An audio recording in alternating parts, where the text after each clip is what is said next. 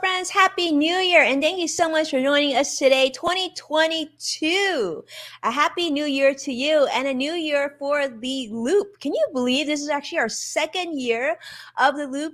Number 2022. That's right. Well, how time flies when you're having fun. You, greenness. I guess green is the color of the month, I should say. But most importantly, Greg is bringing us all the latest in tech as we take a look at, of course, so many things happening this month and really, really special. I can't believe, Greg, we've been doing this for 2 years, but I also am going to keep you posted on all things financial and business. As you know, this is a big year for us. How you feeling? I'm feeling good. Yeah, it is strange. 2022. I still, like everybody, keep writing 2021 on everything, but we are here and it is so good to be here back with another episode, first one of the new year. And thanks everybody for joining. I'm Greg Nibbler, a longtime tech reporter. And like when he said, we've got some CES trivia and news that we're going to be doing here. So I picked out some of the highlights from the Consumer Electronics Show. We'll talk all about that, but I really want to know what people think too. If you've been following along with it, what are you excited about? What are your favorite things that you've seen? Or do you have questions? Go ahead and throw those into the chat because we are live.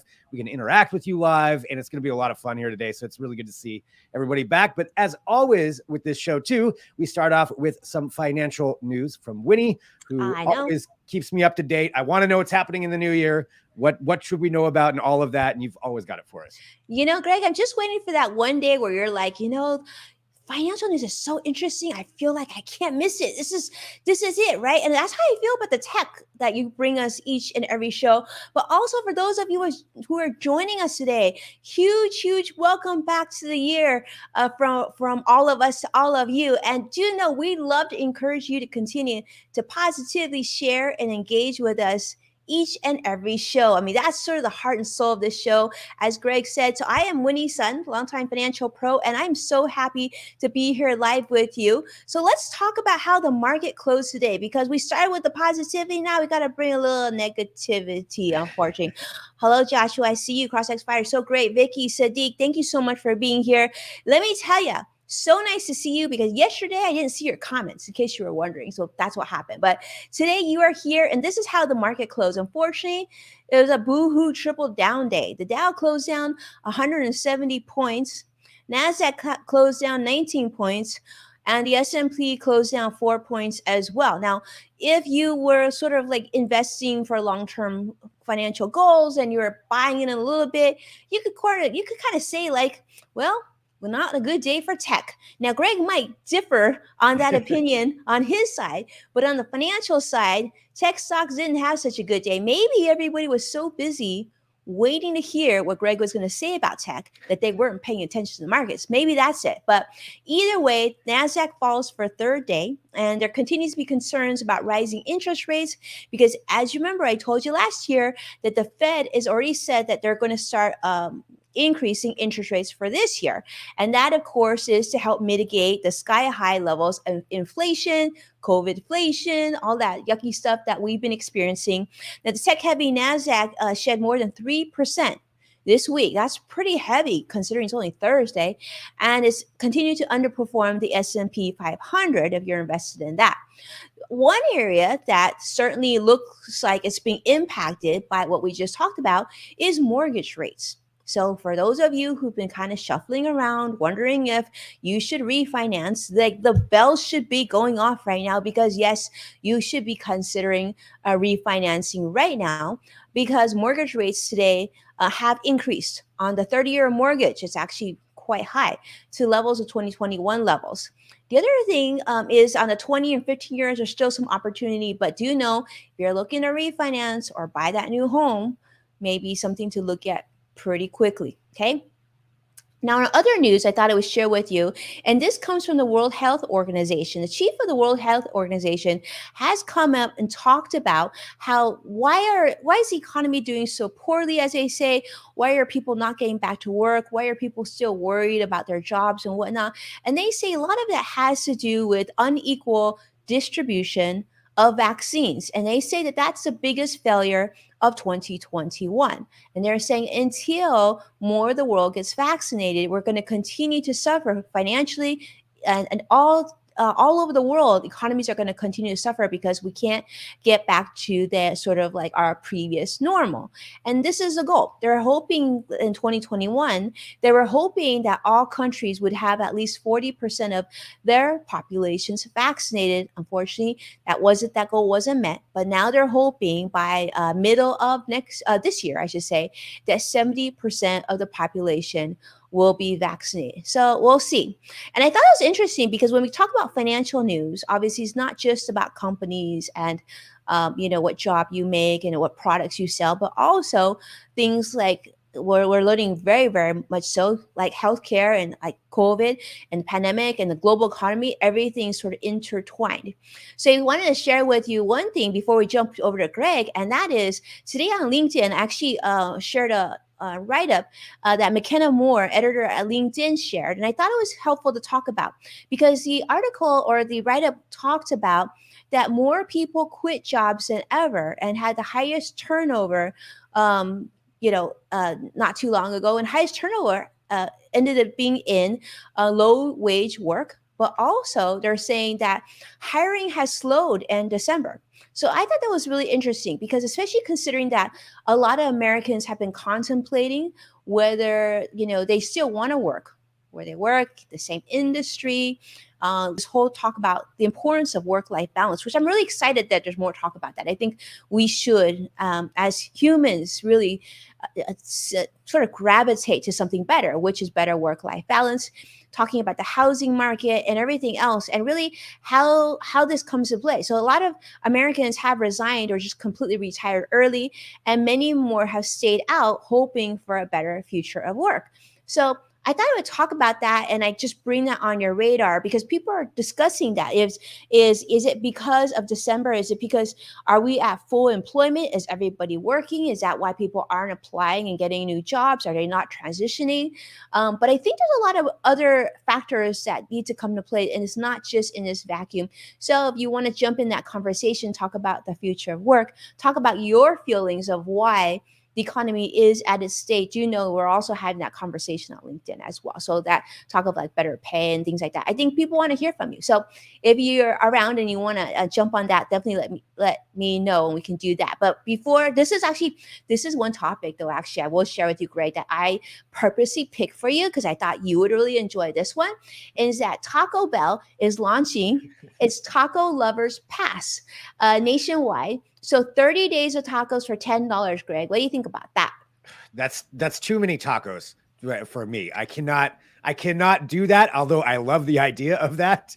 30 days of tacos. I mean, look, I'm not gonna lie. I'm a sucker for a Taco Bell soft taco. I don't know what it is. I like them. I mean, I will admit this. Sauce. What's that? I love their hot sauce. Their chilies are so good. Oh yeah. But that is too much. I cannot do it for that much now, but can you use it for other people?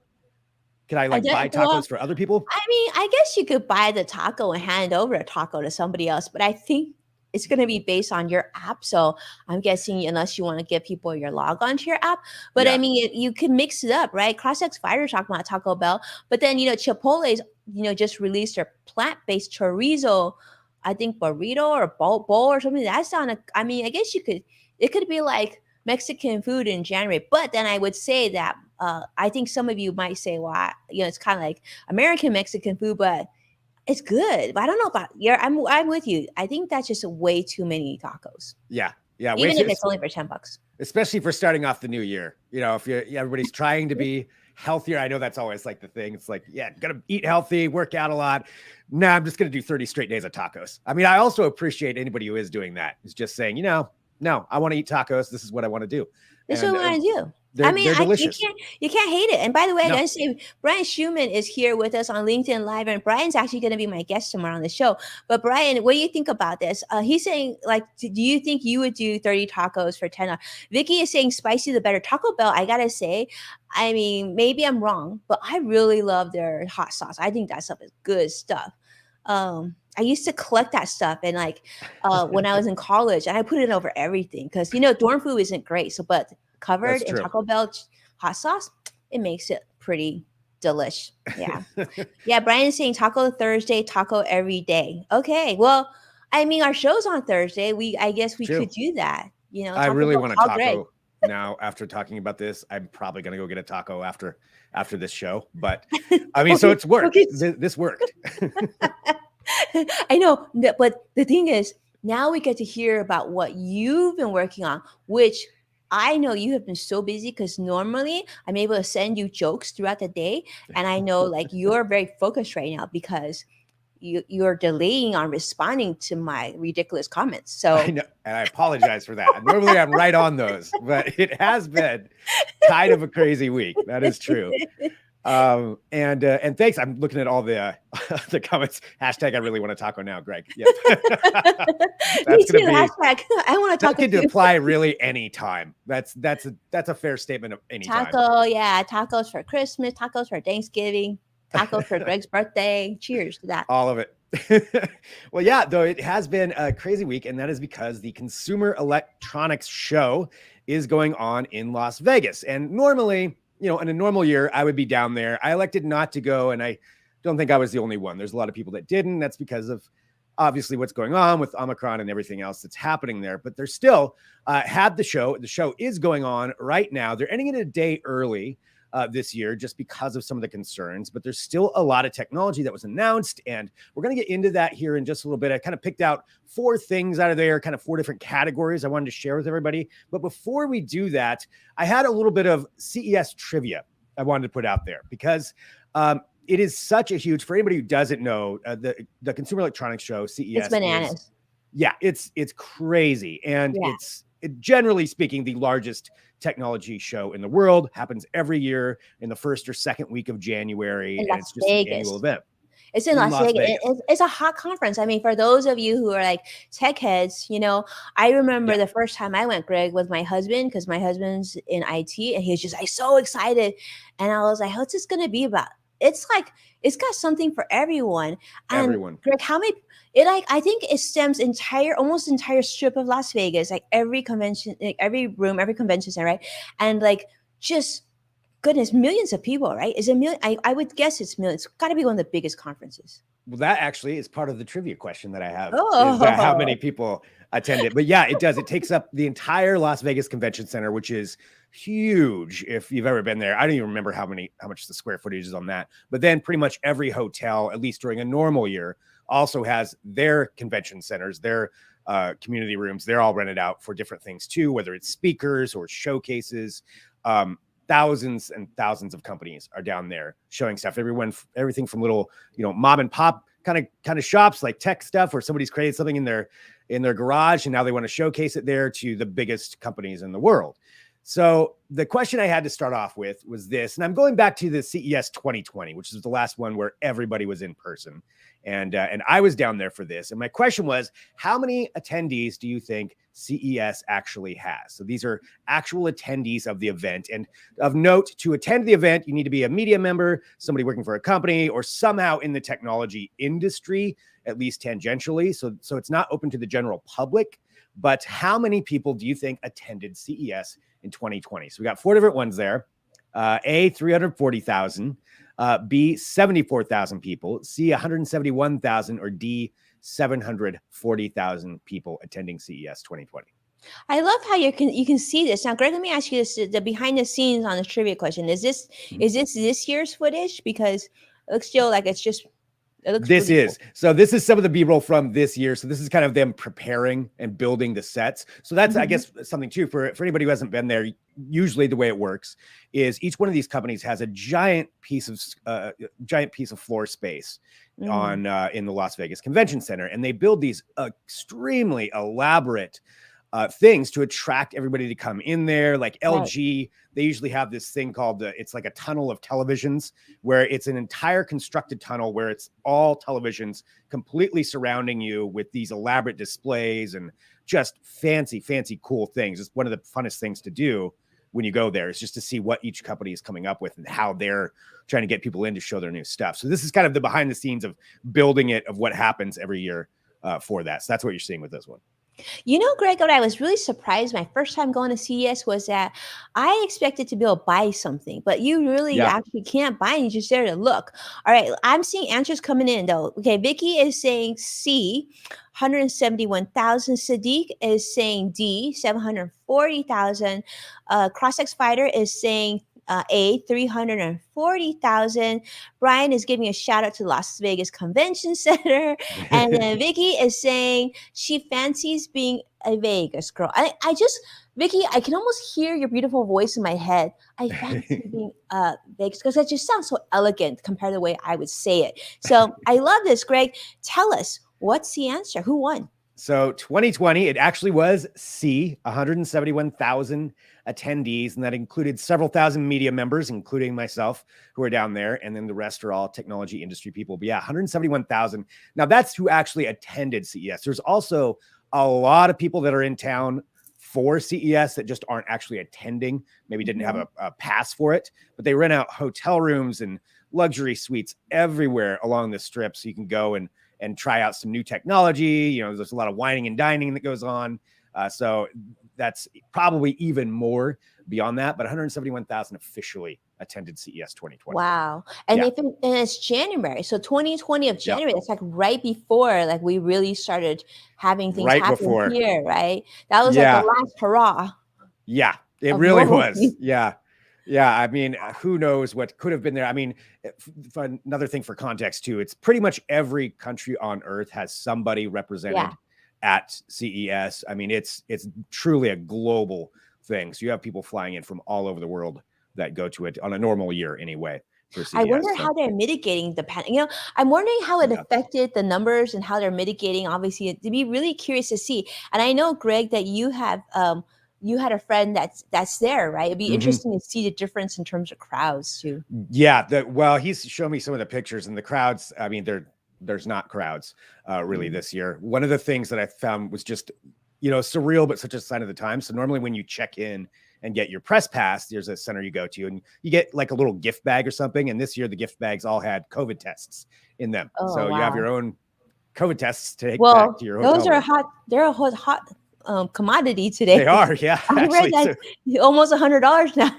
Yeah, it's a pretty good gift bag, I guess, in that context. Yeah. I know they were requiring everybody to be vaccinated, and you have to prove that to go into the events, and masks were required. So at least as far as some of that, but you know, you're still walking around casinos in Las Vegas, so there's some risk there, no matter how you do it. But they're trying their best to mitigate the risks on it. So we have that question. Now the next one. So again, I've got 4 questions here to kind of go through. I'm pulling them up myself to make sure I've got these right. So the next one I wanted to ask is what year did CES first start? So what year did it first start? Because this has been going on for a long time, but how long? So we've got A, 1955, B, 1967, C, 1981, or D, 2001. So what year do we think the first Consumer Electronics Show started? What do you think? CES, huge conference. When did it start? Some of these years are before we were born. So I mean, that's a long time. Okay. Yeah. Let's see. I see some comments coming in. Let's see. Robin Stevens, I went to a TV station and that was in my gift bag, and everybody loved the free COVID test gift. Yeah. I know, Robin. Yeah, those are hard to come by. Yeah. And then really Brian is saying, can't wait to join you tomorrow as a guest on the show. You're actually my first guest for 2022. So I'm very excited. Nice. Thank you so much, Brian. Super awesome. All right. Vicky is guessing C, 1981. CrossX Fighter is C as well. Kenna is joining us from Facebook Live, and she's saying 1967 B. Sadiq is joining her, joining from LinkedIn Live. He's saying 1967, also B. Robin is saying C. She's joining us from LinkedIn Live, C, 1981. And Sadiq is also 1967 B. So what is the answer, Greg? The answer is B, 1967. So, whoa. Okay, Sadiq got it right. Let's see. Sadiq, Kenna got it right. Wow, 1967, before we were born. And it's kind of an interesting story how it started, because the original one was in New York City, and it was a spinoff of, it was the Chicago Music Show. So the Chicago Music Show used to be apparently, where tech companies would go. They just kind of tied it into it and showcased their new products. And then eventually they're like, well, okay, we need our own show. And that's what happened. So they spun it off from there. And then they went through several years, or actually even more than a decade, I believe, where they'd have 2 a year, one in Las Vegas in the winter and then one in summer in Chicago or various other places, until finally it got whittled down. I think it was the mid 90s, whittled down to just 1 show per year. But yeah, 1967 was the first one. So it's been going for a long I can't time. believe it came from that. Like, I mean, how interesting. Yeah. What interesting history. Yeah, it really is. Yeah, how it all started. And, like I said, a lot of companies go there every year and they showcase their concept products or the newest thing. There's been so many things that have been announced over the years that we all use. And I mean, if it's any kind of technology, it's going to show up at CES at some point, whether that's where it's debuted or not. And that's why I wanted to ask this next question. So the third one here is, what year did Sony debut the first CD player at CES? Ooh. The CD player, compact disc player. CD player, Greg, you're going old school on us. Old school. Yeah. Vintage. So we got A, 1974, B, 1981, C, 1986, or D, 1993. When did the CD player make its first debut? Okay, friends, this is a good one. CD player, when did it first come to CES? Let's see. I'm curious to see who gets this one right. Okay, Vicky is going D, 1993. Cross-X Fighter is going D, 1983. Yeah, let's see. Going to see who else.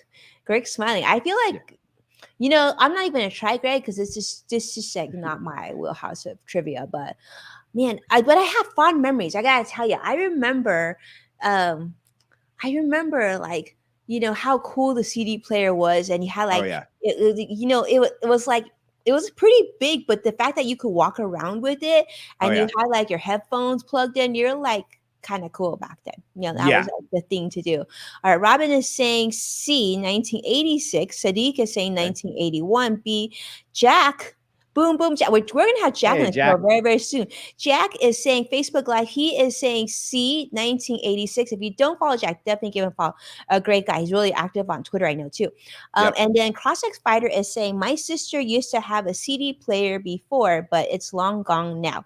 That thing would probably like be worth, would it be worth something, Greg? I feel like something on eBay, It could be. Yeah, I found, I actually went home to my parents' house over Christmas and found my old Discman. So it doesn't work. Whoa. I tried to turn it on, but still it's one of the original ones, kind of. There's some version in there.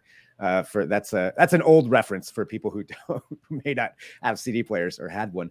But the answer to this is actually B, 1981. 1981. Yeah. So it was, this doesn't necessarily mean when it came to market. I think it was 1982 that it came out to market, but it was a big boxy CD player that you could get. And this was something that they were working on in conjunction with Philips. So it was like 2 companies working together, but this is when they first showed it. And there it is. That's what the first CD player looked like.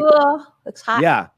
I think it's kind of interesting that general design actually stuck. Sometimes when you see concept products, or not necessarily concept, this was a working product, they change over the years, but that's generally how CD players, even the big boxy ones, ended up looking through all that time. Wow. Yeah, so they kind of got it right from the beginning. It was expensive. Did you have one, Greg, or anybody, all of you who are joining us live right now? How many of you, Jack, did you have one of these at home? Yeah, one of those original ones. I mean, I didn't. I certainly didn't. But that was this one. I was looking at some of the prices. I believe it was around $800 to get it.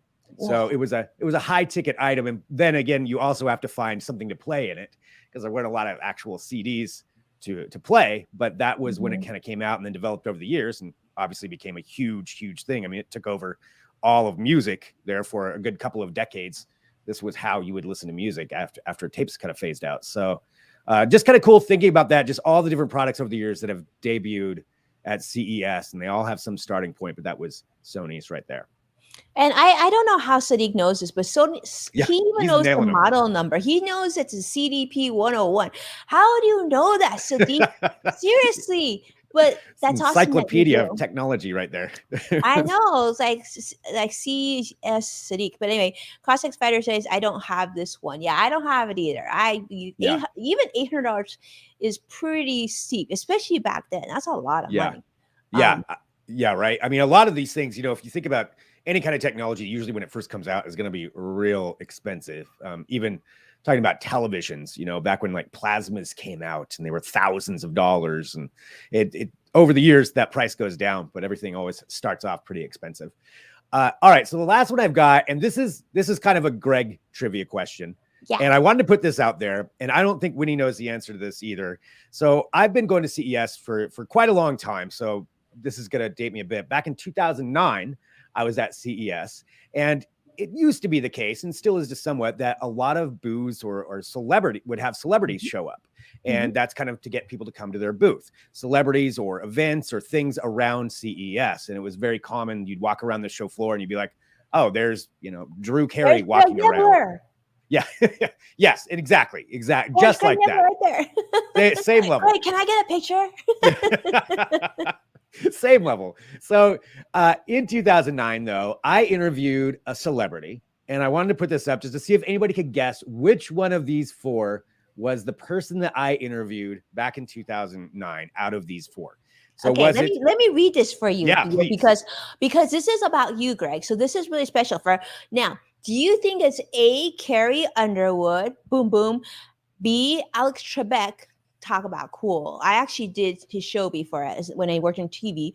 C, cool. Bill Gates, or D, Drew Barrymore. Now, let me ask you this. What would be bonus points if someone could find a photo of Greg in this person? That would be super cool. But tell me what you think. Okay, I see Mark is saying CS looks like a big flop this year. Mark, you would know, right? But also Mark would probably be able to tell us which hotel to stay at if you were to go to CS, just as a side note, because he is like the points and miles maven. Okay, CrossX Fighter is saying B, Alex Trebek. That'd be cool.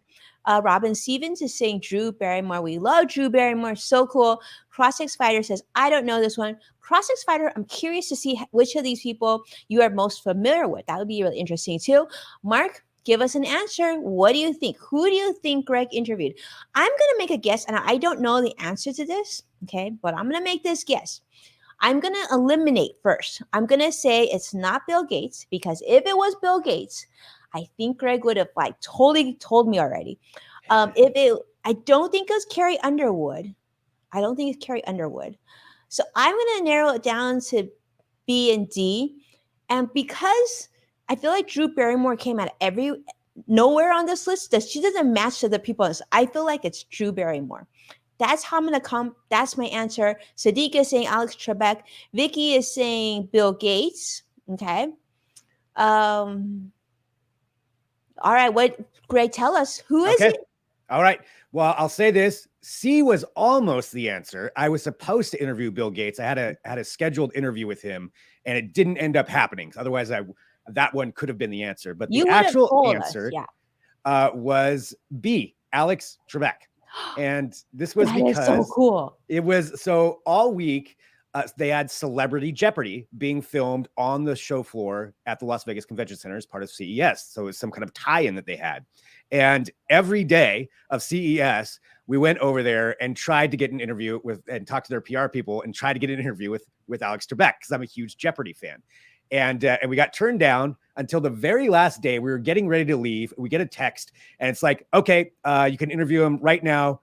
Get to the booth. So we just ran over there to the booth, got there, went through the press, like you had to sign a bunch of stuff and go into the back room. And then they just walk you out onto the set of Celebrity Jeopardy, because it was actually being filmed there. And there was Alex Trebek at his podium, and I got to interview him. And there was back in the day. How cute. Yeah. So that was me and Alex Trebek back then, and interviewed some other celebrities on the set as well. But that was one of the coolest moments for me, just being a big Trebek fan, RIP, and it was really, really cool to talk to him. I was so excited. Oh my goodness! It's too bad we didn't know each other back then. I used to fill his audience. Man, Jeopardy's audience. So I was seeing him pretty regularly every week. Wow. That would have been really fun. But yeah, he's a really, really nice guy. So that's awesome. Well, so congratulations to you on that. I gotta share a funny comment, because these are so fun. So CrossX Spider is saying, woohoo, I'm right. He got one. And he's saying Carrie, Bill Gates were the ones I'm familiar with. I hardly know Alex Trebek. It's okay. But this is really cute. Robin says, on LinkedIn Live supposedly doesn't count. I was supposed to meet Brad Pitt. I know, right? I like, okay, let's +1 on the Brad Pitt. If you were to meet Brad Pitt, Robin, you got to tell me I'd like to meet Brad Pitt too. And then Vicky is saying cute photography. Yes, that looks like young Greg there. It was, yeah, young Greg. That was my buddy Bill, who was our videographer, who took that picture for me. I had to get the picture. I'm like, I don't care. I'm going to ask. I'm going to ask. I got to. So really glad I did. Yes, you really did. That's a definitely winner. Very cool. All right, Greg, what else is happening at CES though? I feel like this, like, I'm just curious, even though it's pared down, it's got to be something, right? Mark wants to know. Yeah, it is an odd year for CES, just like everything else, but there are still some cool tech announcements. And so I kind of picked 4 different things from 4 different categories just to show the broad range of technology that at CES and things I thought might make a good discussion. So the first one's from the automotive side of things, which the automotive industry is huge at CES. They have pretty much an entire wing just to themselves, but this is something that BMW showcased, and it's a concept, and this is called the iX Flux, I believe, is if I have the name correct on there. Let me make sure. It's a lot of stuff. Cool. iX Flow, excuse me, the iX Flow, and it's a car that can change colors. So you've got a way that you can just press a button, and this is in, I guess, real time. It can change like that to all these different shades of black, white, and gray. And patterns. Yeah, different patterns, different complete colors. You can change it however you want, depending on what you want to do. And their idea for this, I mean, one, the technology is kind of based on, it's called e-ink, and it's kind of based on what you have in a tablet. So this thing will be able to do that. And they said there's some practical applications, like the white would be better if it's very hot outside. The black would be better if it's very cold. So you have some kind of ergonomical things that can happen with that. But the other thing is just being able to change your car to whatever color you want based on this just at the press of a button. So I don't know if this is something I would want, but I think that the idea is pretty cool. I think the police wouldn't be too happy about that. Yes. Hey, we're looking for a black vehicle. We're looking back, and all of a sudden, turn away. It's so funny. I posted something like this a couple of days or yesterday, I believe. And yeah, that's one of the first comments was, well, bank robbers will like this. Yeah. Yeah, I doubt they're going to be too stoked about it, the police side of things. But, just starting off right now, it's just that it's not into the full color side, but the technology behind it is, I think, pretty neat.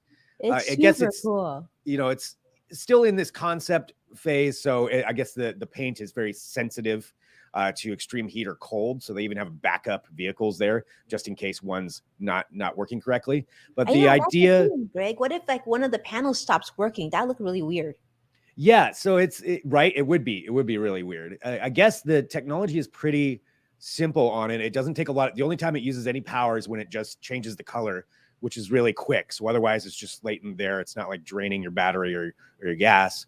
But yeah, I think, in the future, I could definitely see a lot of use cases for this, and maybe even commercially, to where you'd have something broadcasting. It might get annoying, but something, broadcasting different messages. But I think it's a cool concept. Cool for a concept. It's a really cool concept. Yeah. I really want one, Greg. I mean, yeah. And it's an electric vehicle, which is really cool too. But the fact that when I saw this, when you shared this, I was thinking, wow, that'd be super cool. If it changed not only black and white, but different colors, you could change it with your outfit. And like it really showed your personality with your car. Yep, definitely. So, some point, again, a lot of concepts at CES, this could be something that we could be driving around, having the ability to change the color of your car on a whim. So kind of cool. I thought that one was pretty neat. So that's one thing from the automotive side.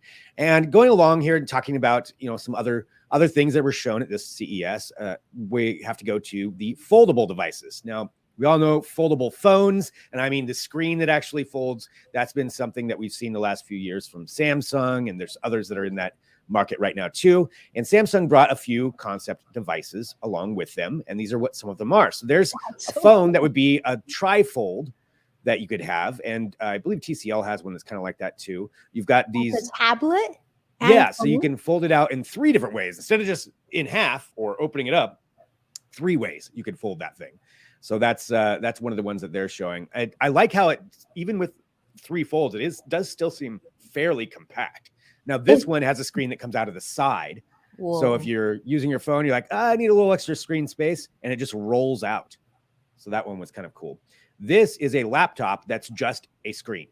So it can fold into either a 13-inch laptop or a 17-inch wide. And so you can use it, each side for whatever you want, but then folds down and it's just a normal laptop. It eliminates the need for a keyboard because you can use the other half as a keyboard. But that's another one that they're saying that this could really be something cool. There's Asus, I believe, also had one like this, and probably a couple of other companies. But utilizing that foldable technology. But what about weight, Greg? How much is this going to weigh? It's going to weigh more than a typical phone or a laptop, or what do you think? I don't believe so, because the screen itself shouldn't weigh that much more. What I would worry more about is durability. How many times can you fold this? Because we saw this with some of the first foldable phones that came out, especially. There were issues where you get a crease in the middle or it would start wearing out. So that, I think, is one of the big parts of it. This one with the slidable thing, at first I was like, well, that's not that impressive, but I kind of like this. I kind of like this idea where you can just pop that out and use that extra screen, or have your normal regular sized phone. Yeah, I think that's nice. It's kind of like cool anyway. the touchpad on the laptop. It can be pretty helpful once you get used to it. I mean, I feel like, Greg, you're gonna get one of these as soon as they come out. Yeah, I've been wanting the Galaxy Z Flip. I like the idea of the flip phone, which is, it's a little simpler, but I really, I miss closing a phone, so having that, just that sound, just the action of doing it. So I kind of like the flip, but this, there's just something about it. But this one here, with where it pops out on the side, I think that's something I would be really interested in trying out. I also like this laptop idea. I like the idea of having, you can use it for so many different things. You can have it for so many different things that you want to do. So I do love that. I love that the cell phone tablet combination. I mean, think about how convenient, right? So, like, for example, oftentimes when you're traveling for business, you got to bring your phone, you got to bring your tablet, maybe you got to bring your laptop. But to be able to have everything in one, hopefully you never lose that one thing. But it's nice don't to crack that screen. Lighter. Yeah, look how small that phone is. Yeah, that's kind of cool. Yeah, pretty interesting, just seeing, what they're looking at and what they think that people may want. And that's part of CES too. Sometimes these products will never actually get made, but they're showing what they can do, and then they'll see what the interest is, and then kind of go down that. Let's see, does that laptop have a drawing stylus? I'm not sure. I would bet it does, but I'm not entirely sure. Samsung does have their stylus, so I would be surprised if it didn't work with it. I saw one of the things that they were showing earlier that had a stylus on the right. Yeah. On this looping video that we're showing. On one of them on there. Yeah. Yeah. I would bet they incorporate that in. That seems like that would make sense. There you go. Just having, one device that can do a whole bunch of things. That's cool. Yeah. Interesting stuff that they're showcasing. But you're right, Greg. I mean, who knows? Hopefully it doesn't make that little fold thing. I think that would be really annoying, though. If you spend a bunch of money and it had like a line.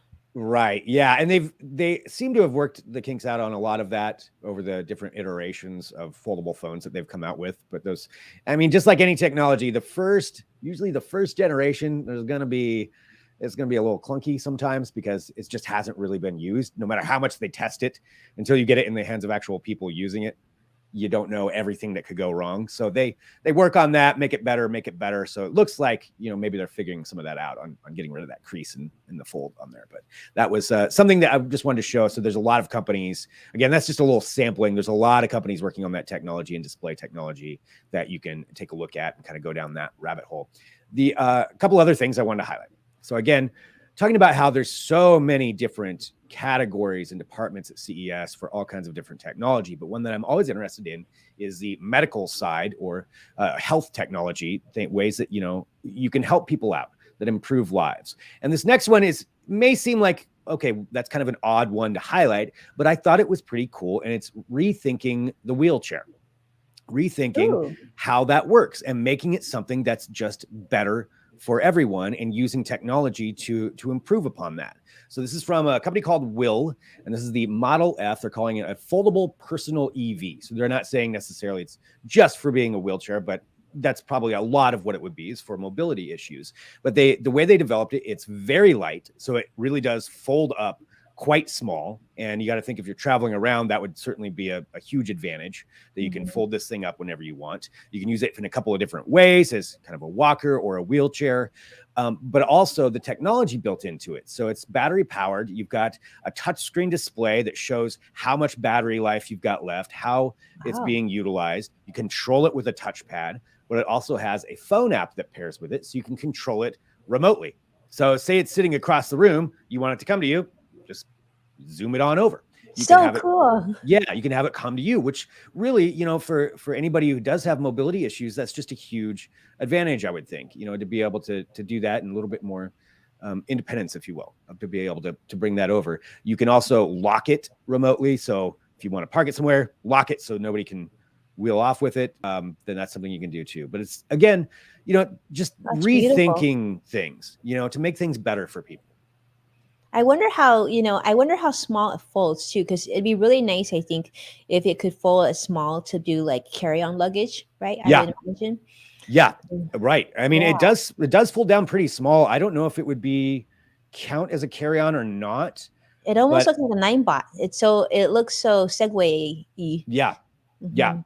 I mean, they put in a lot of, you know, modular things in there, so you can adjust it how you want. But yeah, pretty cool. I thought just kind of rethinking that and in different ways that technology can help people, you know, just That's improve things. And Mhm. so that one was pretty cool. There's also a lot of other things that came out that I would highly encourage everybody to take a look at for different health wearables. There's a lot of rings actually that were shown that can monitor all the things that like a smartwatch does, but then add in well, really just make it very small. So it's just a ring that you wear and gives you all kinds of different health information and different things that you can show with your doctor or whoever to kind of monitor your health. And that's just another entire wing of CES that I really love seeing how much it's grown over the years. So that I thought was pretty cool. So we've got that one. The final one, I mean, it wouldn't be me talking about CES if I didn't bring up robots. There are always robots at CES. They're always there. There's so many different versions and kinds and different ways you see them. This is one that probably a lot of people have seen this video already, but this was at CES, and I don't think we've talked about it here on The Loop, really. So I wanted to bring it up.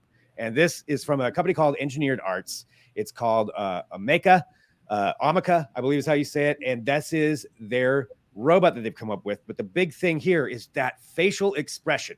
I mean, it looks like something out of a movie. I think for some people, this is incredible. For some people, it might creep them out. I think it's a little bit of both, but it's really adding in that kind of human-like characteristics into the robotics. And this is how they feel the future will work. This one is really kind of crazy if you watch this. So he's going to kind of bop the nose there, and you can see the robot like backing up and realizing even the expression, Crazy. you know, and and Greg, grabbing the hand. Isn't this the one where they were trying to get people to volunteer their face?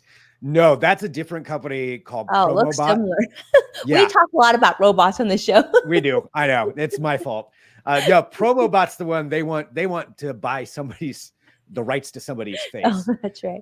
This one they're building their own. You see how they're like gonna she I'm saying she because it looks like she was gonna grab your hand. That was crazy. Yeah, and just that disturbing. I think it's the spatial awareness that's going on with it, combined with the human-like look with the expressions. And they've talked about that's really what they wanted to build in. They wanted to make it more approachable, or something that's more acceptable. If again, I still think it's a little bit creepy and a lot cool at the same time. But this is where this isn't a robot you're going to be able to buy, but what their idea here is incorporating it all into this one unit that would eventually be like a service robot that you could have, maybe in a commercial space or even at home, all working towards that butler robot that can, do some things around home. But that's what they're looking at. And as Sadiq just said, so natural. And I think that's one of the things that's pretty impressive of how they did it. So they, it's very complex on how they did it, but they took a lot of models of what people did with their expressions and then built those into different algorithms to have it respond to different things using expressions that a human would do. Robin says, I like robots that have attitude. Yeah, this robot has attitude. This robot's attitude. I would prefer a robot that has good cleaning skills, Yeah, me but too. attitude is fine too. Yeah. Yeah. I want a robot that will clean my roof. Yeah, So I don't have to clean go the up there. room, vacuum, wash the Yeah. dishes, put the dishes away. That And kind of. that's where we're heading. I mean, and there again, this is just one. I wanted to show this just because of that facial expression is so impressive. But there are so many different robots that are showcased at CES, and a lot of them are that, they don't all look like this. A lot of them are more just kind of functional. It could be just a big box, but different ways that they can be used to do stuff that either could be dangerous for humans, or maybe it's things that we just don't want to do, but also going along the lines of, improving lives too. There's a lot of possibilities there to help somebody out at home who maybe has some mobility issues, or has some different things going on, that these robots could fulfill some of those duties and handle some of that. But again, robots are big there. So if you are interested in that side of things, there is a lot out there to look at. We could do 3 hours of just robots, but I know that's not what anybody wants, so I'm not going to do that. No, but we love this. Great. This is so helpful. And I'm so excited to see you talk about this robot, as well as where you were talking about that sort of next level wheelchair, because it's so true. Yeah. I think using technology to help more people is definitely a beautiful thing. It really is. And ultimately that's I mean, obviously I love technology for all kinds of reasons, for entertainment or for just fun stuff. But if you're really helping someone, I think that's kind of ultimately the best use case of technology is something that can improve someone's life or help someone out. And again, there's a lot of health technology and medical technology that was showcased at CES and will be throughout the years, but it gives us an idea of where things are going. And that's, for me, what CES, a lot of it is, some of these may be products you can buy, but it's more a showcase of where we can go, what people are working on, and what the future could hold for tech in the best way possible. There's also, you can see things going the other way too, but it just gives us an idea of where companies are at, what all these talented people are working on, what they're trying to build. And that's where a lot of the fun of it is for me. It's just seeing that, the being able to just have that little bit of wonder looking at tech and being like, oh, that's really cool. How did they do that? What else can you do with it? That's always the exciting thing for me. Yeah, I can tell you miss CES. Greg, I do. hope you get very to go much. I really miss being down there for it. It seems like this year, a lot of companies did back out, so there wasn't quite that same experience of just walking around the show floor and just seeing a random booth and being like, what are these people doing? What do you have here? And everybody's willing to talk and show what they're working on. So hopefully, maybe CES 2023 will hopefully 2023, and hopefully you get to go to a conference where they don't give vaccination. Yeah, where it's not necessary. In their swag bag. Go back to the cool tech, right? Some cool phones. I want that, not just COVID tests, but yeah, cool phone, cool t-shirts. We'll get this back to the old swag again. Yeah, exactly. But that's where we're at now. And so, it's continuing on. It is ending a day early, but all of these announcements are out there from all these companies, and just a lot of stuff to explore and have fun with. And this is some of these things we'll be talking about for months, if not longer than that. So pretty cool stuff. So that's what I wanted to show, was just a few of the highlights. Again, there's thousands of companies that are there. I mean, I think it was at CES 2020 was like almost 5,000 companies. I would imagine it's around that or bigger now, even if it's just virtually, of companies that are participating. So it's so many different things to find out about. It's a lot of fun. But there we go. That's what I wanted to show. Amazing. Well, hopefully we get to go, because that looks like super fun. And I think it'd be really, really fun. Imagine when we can do this all again. What we should do, Greg, is we should do it in the loop live, like where we all meet you at CES, and then we kind of follow you, and you do all this thing in the person. Love that. Super fun, right? Love that idea. Let's make that a goal of the future. Maybe in the future, we'll do live at CES, loop in live with all of you. So that'd be super cool.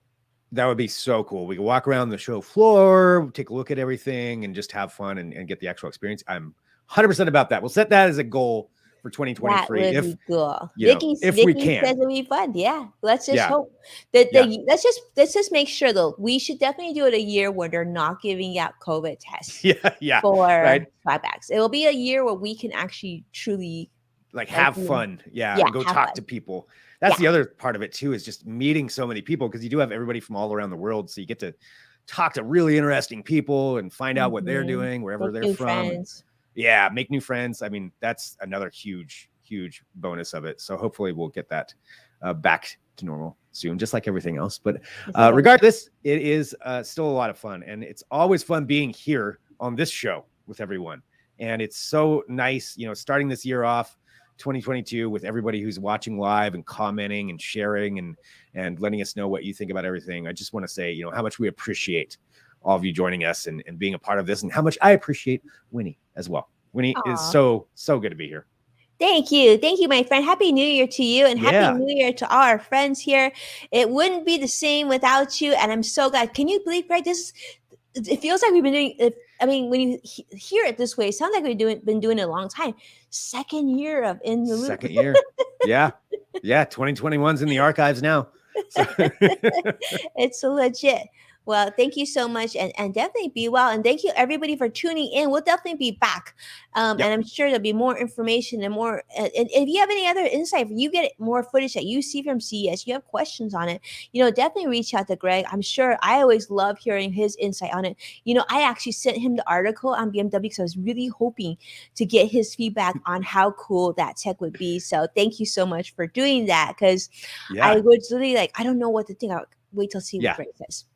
Yeah. I mean, it's, and everybody's got opinions, and that's the other fun thing too. Whether you like something, don't like it, or feel it's good or not, it's just fun to talk about it, fun to discuss. And that's why it's great being here with all of you. And like Winnie said, we'll be back, with another show and continuing on, but feel free to reach out to me if you have any questions or cool things you want to share with me. I always like that too. There's so much going on. I can't keep up with all of it. So I always love everybody sending me links or articles or here's something really cool I found. That's really cool too. Yes. So. All right. Be well. I think that's it. Yes. Yeah. Stay well. We'll see you soon. Don't forget to share our show with people that you love. Yeah, please. All right. Thanks, everybody. Bye-bye. Bye.